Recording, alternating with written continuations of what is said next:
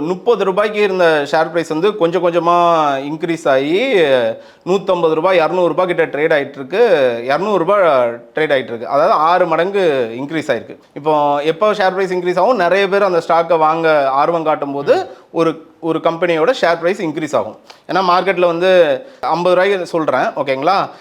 நீங்களும் கேட்குறீங்க, இன்னொருத்தர் வந்து நான் ரூ. 60 தரேன் தான்னா ஆப்வியஸாக ப்ரைஸ் லேண்டு ப்ரைஸும் சரி, எதோட ஷேரு கோல்டு ப்ரைஸும் அப்படி தான் ஏறுது. ஸோ ப்ரைஸ் வந்து ரூ. 200 போயிட்டு இருக்கும்போது கோவிட் வந்துடுது, திரும்ப அடி. எப்படின்னா ஷேர் ப்ரைஸ் வந்து 200லேருந்து 120 ஆகிடுது.